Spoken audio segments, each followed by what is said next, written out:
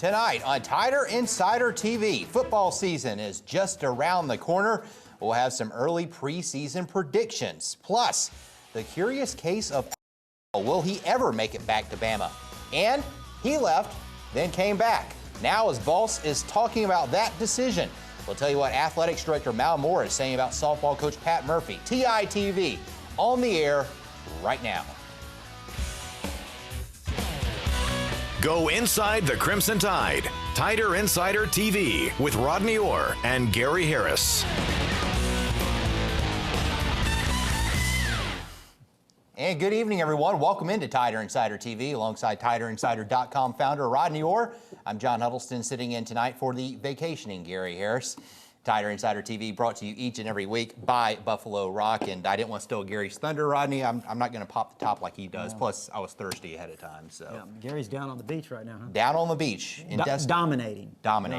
Laying out on the beach somewhere, getting a tan. He'll be nice and tan and we'll be back next week. Well, we begin tonight on the recruiting trail. The University of Alabama football program got another commitment this weekend for the class of 2012. He doesn't have to go too far either. From just down the road at Sumter County High School, defensive lineman Darren Lake told Nick Saban that he wants to play for the Crimson Tide. Lake is 6'3", 328 pounds. And Rodney, what can you say about this guy? It really came down between Alabama, Tennessee. In the end, it sounded like geography and the coaching staff in place at Alabama really won this one. Well, you know, you always talk about, people want to talk about the stars and how guys are rated. Darren Lake, you won't find him rated anywhere, but he might be one of the best prospects, not only in the state, but maybe the Southeast, maybe the country, John. He is a great talent in terms of a defensive lineman. As you mentioned, he has the size, he has great athleticism, he has speed. Talked to a lot of the offensive linemen that took part in some of the camps over the past couple of weeks. The theme was Darren Lake dominated. So, again, he's a guy that maybe if you look up on, you know, some of these internet services, rating services, you don't find him as a 5-star. You may not even find him rated, but he is an outstanding player. Yeah, big guy, bench press 405, squats 450, and academically also on track to qualify as well. Seems to be. And again, Gary, John, I think he's a tremendous prospect. All right, the saga surrounding football player Alfie Hill continues to grow, it seems almost daily. Hill signed with the Tide coming out of high school, but after a few weeks of practice, was told the NCAA had declared him ineligible. He then enrolled at East Carolina, withdrew, then signed with Itawamba Community College, stayed through the spring semester, but now Hill has changed schools yet again. He's planning on enrolling at Los Angeles Valley College in California. He must graduate from JUCO before he can enroll at a D1 school. And Rodney, the question here is, what are the odds that Hill will ever end up back in Tuscaloosa? It seems like he has opened up his recruiting again, considering, among other schools, Kentucky, NC State, Clemson was in that mix. Well, you know, John, you never say never, so I really don't know exactly what will happen with Alfie Hill. It's taken so many twists and turns. You certainly don't want to try to predict this one. But, you know, if I was a guessing man at this point, I would say probably Alfie Hill does not end up back at Alabama. Again, I know it's early, it still could happen, but, you know, Alabama at this point, they're recruiting a lot of top-notch kids, and, you know, it's hard to get a spot. There's no question about that. So Alfie Hill's got some work to do to become a part of Alabama football. But I think right now, Johnny ends up elsewhere. His high school coach, Rodney, said that in his 25 years as a high school coach, he had never seen a player do this. This is school number 4 within a year. Have you ever seen anything like this before? Well, not off the top of my head, but certainly, you know, you hope that he does get it together because he's a very talented kid. Well, hard to believe, but college football season's just around the corner. Alabama kicks off the season against Kent State in just 74 days. And some of the preseason predictions are beginning to come out. Athlon Sports predicts Alabama will win the West, defeat Georgia in the SEC championship game. Meanwhile, Vegas is also releasing some early odds. The most lopsided victory Vegas predicts will come on October 22nd. Bama's about an 18-point favorite over Tennessee. Some other games of interest include the Tide being an 8-point favorite over Penn State, a 6-point favorite over Florida, a 7-point favorite over LSU, and a 12-point favorite in the Iron Bowl. And we say this every time we talk about betting. This is for entertainment purposes only, but if you were a betting man, any of those games stick out as a lock to you right there? As a lock? No. No, not at this point, right? Maybe Kent State, whatever, if they even have a line on that one. But, you know, those are some interesting point spreads. I mean, first of all, how do you pick Auburn? I mean, you know, we're talking about several months away, all these games. You know, so the LSU game, a touchdown favorite, you know, again, I think it's just way too early. to me, based on the recent history, it seemed like to me that the Auburn game might have been a little bit high. I think it was about 12-point spread. Tennessee also 18 points, considering, again, the recent history. The last time they came here, I think they were about a 12 point. So we'll wait and see, obviously. Hey, we're going to be talking about these games and many more coming up in the next couple of weeks. Be sure to tune in to Tider Insider TV for our summer previews. We'll begin them on July 5th when we talk about Kent State, Penn State, North Texas, and Arkansas. On the 12th, it's Florida, Vanderbilt, Ole Miss, and Tennessee. And then on the 19th, LSU, Mississippi State, Georgia Southern, and Auburn. And that will lead us into Media Days on July 20th. Tide softball coach Pat Murphy left Alabama for LSU, then returned only days later after he realized he made a huge mistake. Luckily for him, he works for a forgiving boss, Mal Moore, who graciously allowed the coach to come back. Coach Moore recently talked to WVUA about that decision, and it doesn't sound like there are any hurt feelings. So proud that Coach Murphy just wanted to come back and came back. It was a very tough situation for him and a decision, and I'm proud of him for what he did. The question a lot of people have asked, Rodney, do you agree with Mal Moore's decision to take Coach Murphy back? And I'll answer it like this. Absolutely, I do. I mean, how could you not take him back? He's been here for 15 years, 13 years as a head coach. He's taken Alabama to 7 Women's College World Series. It was going to be hard to replace Patrick Murphy. Yeah, and it's like I said last week on the show, certainly I would have taken him back as Mal Moore did. And, you know, were you going to find a better coach than Patrick Murphy? Yeah. No, you weren't. No. So, you know, really, and again, he didn't really burn any bridges necessarily. He just took a job that he felt was an opportunity for him, and he realized he wanted to be back here. So, well, I think that's one thing everybody needs to remember is that, you know, to fans, sport is about loyalty, but to coaching, a lot of times in coaching profession, it's a business. Simply put, it is a business. He thought he had a better opportunity there. Once he realized he went there, he did not, obviously, and he decided he wanted to come back here, and right now it seems like no harm done. Yep, he's the face of Alabama softball. And I think he got down there and realized it. Yeah, you know, that's where his heart is. Yeah, he belongs at Alabama, no question about that. Still to come tonight on TITV, we'll tell you who's on Bama's recruiting radar this week, including some prospects for the class of 2013. But up next, the man of steel is human after all. Why did Tide basketball player Andrew Steele's career come to an early end? Also, Tider Insider TV wants to talk to you. We're taking your questions by email or by phone. You can reach us on the phone at 348-WVUA, 348-9882, area code 205, or drop us a line at TITV at WVUATV.com. Stay tuned. You're watching the show that takes you inside the Crimson Tide, Tider Insider TV. Welcome back. Some other Alabama news and notes to pass along. Alabama basketball guard Andrew Steele says he is calling it a career. Crimson Tide coach Anthony Grant announced Friday that Steele has decided to take a medical hardship because of lingering symptoms from the concussion he suffered at the SEC tournament. It was the 4th of his career. Steele says it was a very tough decision, but in the end, it was not worth risking long-term health problems. Meanwhile, former UA golfer Bud Colley made his professional debut at the U.S. Open this past weekend. Through the first 2 rounds, Colley shot 1 over par, made the cut. However, once the weekend got here, he faltered a little bit, ended up shooting 9 over for the tournament, tied for 63rd. Still, though, congrats to him for making it to the weekend rounds. Coming up next, Rodney will have his weekly recruiting update. This week, we're looking at 2012 and beyond. Also, we're going to take your phone calls, answer your emails. The number there is there on your screen, 348-WVUA, 348-9882, or email us at TITV at WVUATV.com. We're back in just 2 minutes.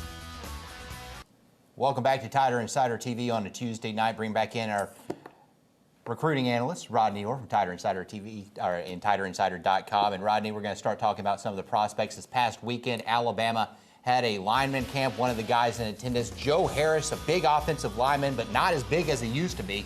Yeah. He was 340 pounds, now down to 295. You read the story on Tider Insider, I didn't you? Yeah, he's lost a lot of weight. Nick Saban likes that discipline, too, and he told Joe Harris while he was here at the camp, you know, John, again, he's an outstanding lineman, has offers from a lot of schools, Georgia, Florida State, Florida, numerous schools, Clemson, and Alabama's a team that I don't think has really extended him a firm offer at this point. Joe says they haven't anyway, so you know, we'll go with that. But he is a guy to watch. I think you know, he's one of the top linemen in the state of Georgia, no question. Even though Alabama hasn't extended him an offer, good news there is that he's not listing any favorites at this point. Another guy to keep an eye on, a big defensive lineman, Dalvin Tomlinson, He has offers from Auburn, Arkansas, and Florida, among others. And this past weekend, sounded like he really bonded with Chris Rump. Yeah, Tomlinson's an outstanding player, no question about that, from Henry County High School, and they produce a lot of outstanding players there at that school. And he was here, had a great visit, and I think Alabama certainly is a school that's going to be among the top schools on his list. Johnny's an outstanding defensive end prospect. Our next athlete is known as an explosive athlete, Jordan Jenkins from Hamilton, Georgia. As of early March, this guy already had 13 offers, Rodney. Yeah, Jordan's a really intelligent kid, and you know, he's going to evaluate all the schools very carefully. But again, he is a outstanding talent, a guy that would probably be a jack linebacker at Alabama. That's what they had recruited him at earlier. Alabama, Auburn, Florida, Tennessee are his top 4 right now. And again, I think Alabama's in there, you know, pretty well, obviously.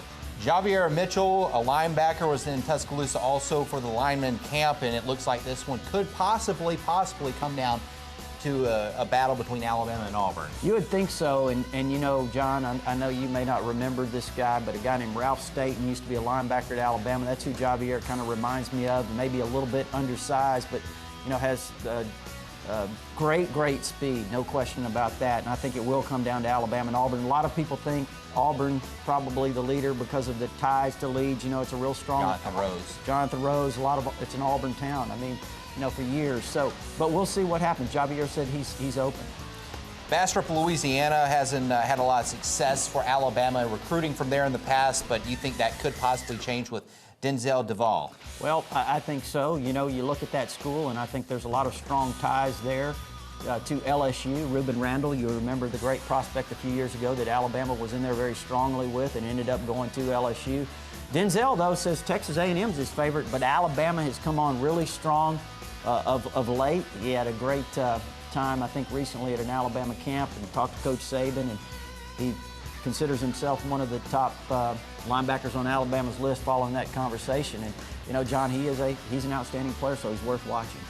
Russell Shell, the outstanding running back out of Pennsylvania, he's not giving a lot of interviews. You recently spoke with his coach, and he just raved about Nick Saban and the job that he has done recruiting Shell. Well, Russell Shell, to me, is the man. I mean, I think he's another Mark Ingram, but faster. It looks like he has an extra step. If you go watch him on YouTube, you'll see what I'm talking about. And Alabama's a school that's very strongly in the mix. And, you know, he's a guy that people say, well, can you get him out of the state of Pennsylvania, away from Penn State and Pitt? I think you can. Sal Sinceri is recruiting him for Alabama. A lot of ties in that area. They trust Coach Sal quite a bit, talking to the coach, Dave Vestal, up there. So I think Alabama has a shot right now, John. But again, this is a guy that's being recruited from coast to coast. Well, you know, Rodney Orr knows all about the future. He likes to predict the future. We just talked about 2012. Now we're going all the way to 2013, and we're going to start by talking about Reuben Foster, a linebacker that you think is going to be one of the top linebackers in the class of 2013. Might be the top linebacker in the class of 2013. We'll see. You know, John, he's the first guy we ever profiled on Tighter Insider as a 9th grader.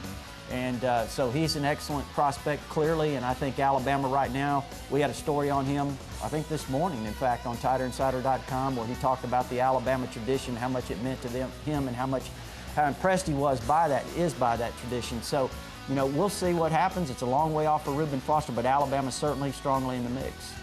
Our next prospect, his high school coach also thinks he's going to be a top prospect. He compares them to the hype that Jadeveon Clowney got this past year. Talk about this guy a little bit. Well, Robert Condici, and I think, John, from what Mickey Kahn, the head coach over there, former Alabama players, you remember back in the early 90s, and you know, he had coaches tell him last year that had Robert been a senior last year as a sophomore, he had been rated right behind Jadeveon Clowney as the #2 defensive end in the country, and this guy's going to be an outstanding player. I mean, he's already bigger than Jadeveon.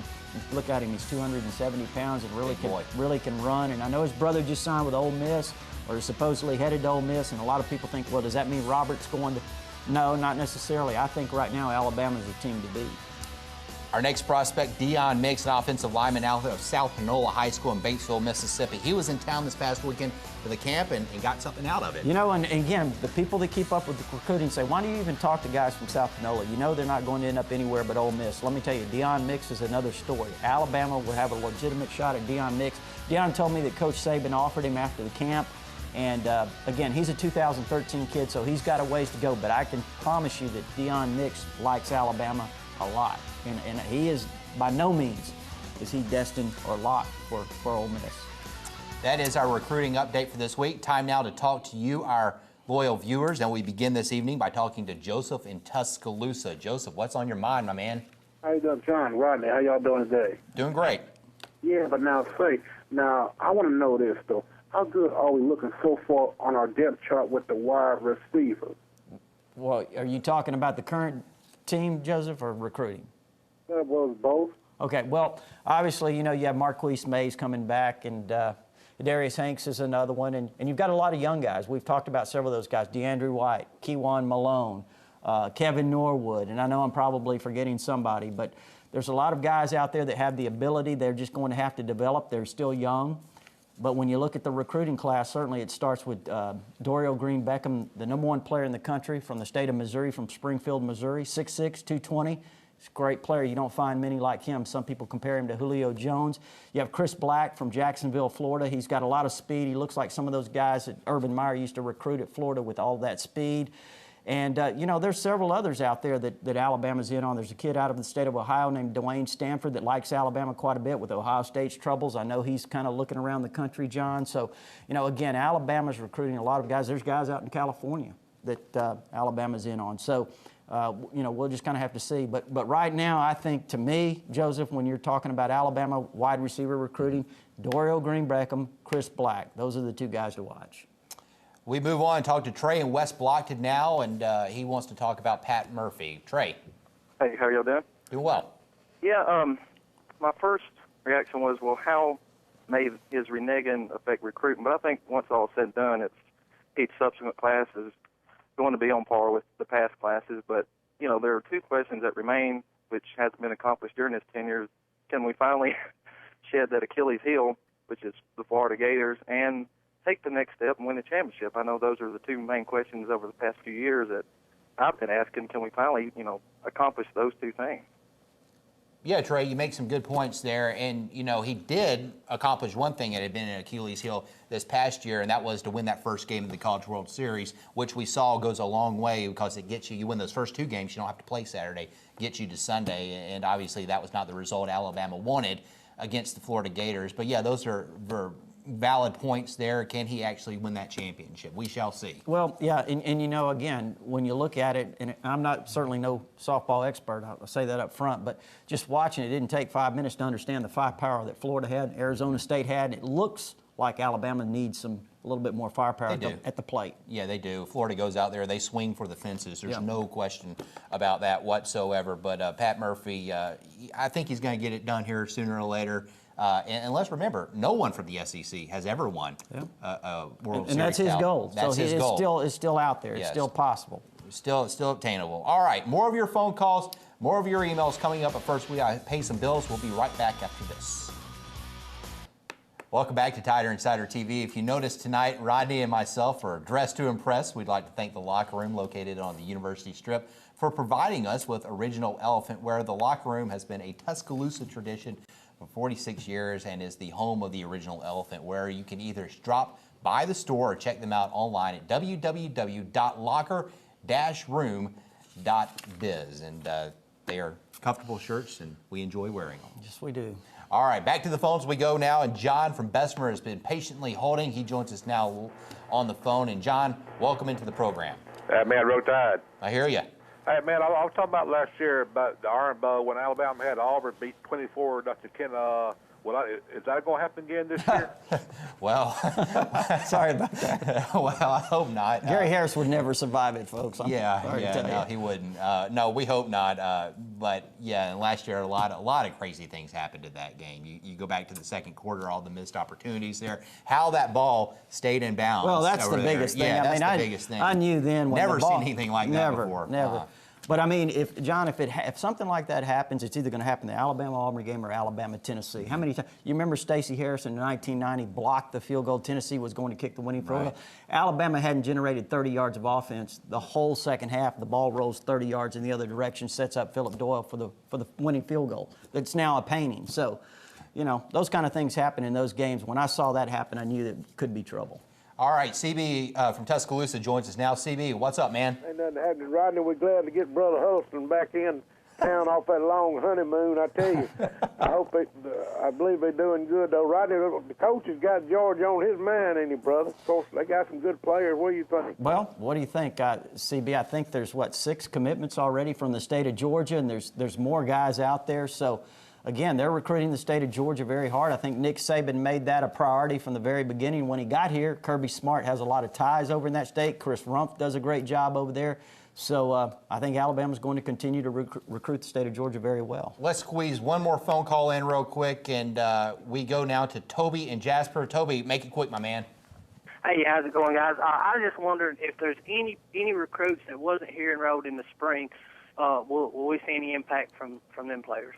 Thank you. Well, again, we'll kind of have to see, Toby. It's very difficult for a freshman to come in and contribute right off the bat, but you know, there's a lot of expectations for Hakeem Clinton-Dix, Ha-Ha as they call him, and he's a guy to keep an eye on, and I'm sure there's going to be some other guys that could possibly, you know, make an impact, but we'll just kind of have to see. D. Hart, of course, was here, so he had an advantage going through the spring, and he might have created a role for himself. So, you know, we'll have to see, but we'll be able to know. We'll probably know more about that closer to the end of August once fall camp's been going for a few weeks. All right, got to take a break. We're back in just a minute.